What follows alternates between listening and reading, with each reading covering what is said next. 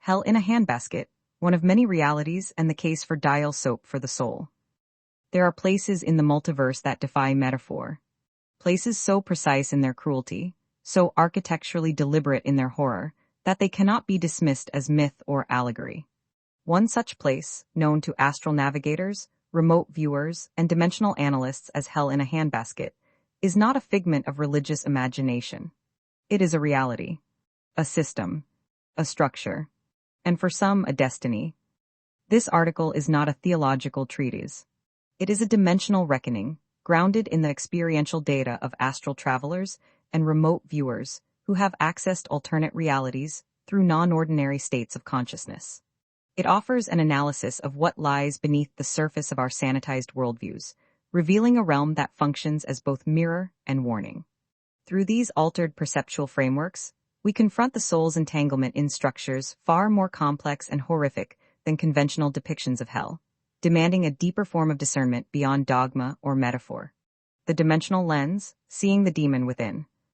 When one accesses hell in a handbasket through astral projection, lucid dreaming, or remote viewing, a dimensional lens emerges. This lens does not merely reveal the landscape, it reveals the self. The twisted, fragmented, unhealed self.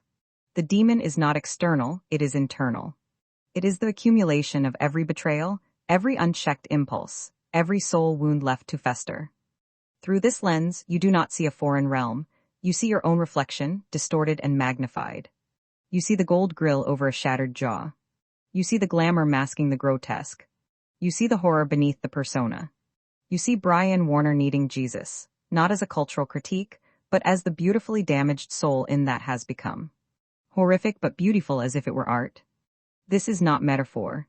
It is dimensional truth. And it is horrific. The architecture of agony, landscapes of ethereal brutality. The landscapes of hell in a handbasket are not chaotic. They are designed, sculpted, curated.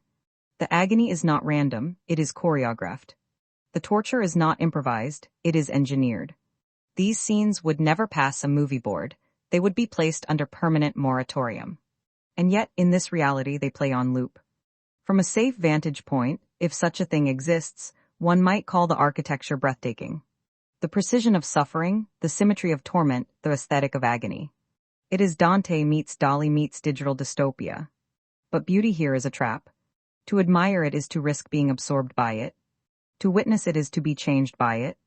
And if you're inside it, you're not admiring, you're surviving. The devil's war room, hierarchy, orders, and the machinery of damnation. This is not the devil's playground. It is his war room. The beings here do not frolic, they execute. Orders are barked. Souls are processed. There are no children here, because innocence cannot survive this frequency. The hierarchy is rigid, militaristic, and deeply transactional.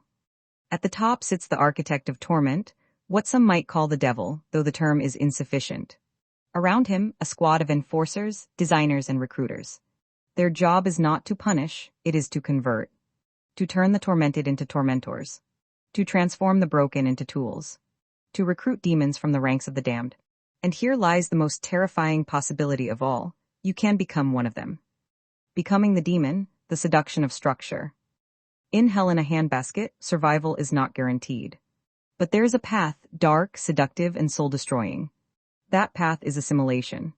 To become part of the hierarchy. To work as a demon. To trade your autonomy for function. Your discernment for obedience. Your soul for structure. To do so, you must trust no one and use everyone. You must become automatic, efficient, ruthless. You must diminish what remains of your humanity and embrace the purpose of this place.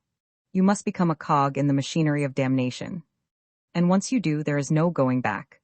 The hierarchy rewards loyalty, but punishes hesitation. It values utility, not morality.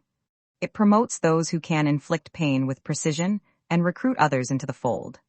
It is not chaotic, it is corporate, bureaucratic, systemic, and it is real. The art of suffering, aestheticized horror, and the illusion of control. One of the most disturbing aspects of hell in a handbasket is its aesthetic. The landscapes are not crude, they are curated. The suffering is not messy, it is stylized. The horror is not random, it is ritualized.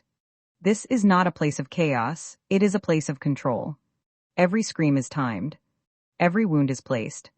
Every torment is designed to elicit maximum despair. And yet from the outside, it can look like art, like performance, like spectacle. This illusion is dangerous. It seduces the viewer into admiration. It tempts the soul into complicity. It blurs the line between witness and participant. And once that line is crossed, you are no longer outside, you are inside. Dial soap for the soul, cleansing the astral residue. So what do we do with this knowledge? How do we respond to the revelation of this reality? We cleanse. Not with sage or salt alone, but with a superior spiritual solvent. Call it dial soap for the soul. Call it radical repentance. Call it mythic discernment. Whatever name you give it, the point is this. You must right your wrongs before you have a chance to see what they look like in hell's mirror. Because in this reality, the soul is not judged, it is displayed. And the display is brutal. Cleansing is not about purity, it is about sovereignty. It is about reclaiming the fragments of the self before they are weaponized. It is about healing the trauma before it becomes architecture. It is about choosing autonomy over assimilation. And it is urgent. The ethical reckoning, survivor sovereignty in the face of dimensional horror. This article is not a warning, it is a reckoning. A call to survivor sovereignty. A demand for ethical discernment. Hell in a Handbasket is not just a place, it is a possibility. A frequency. A consequence. And it is avoidable. But only if we act. Only if we cleanse.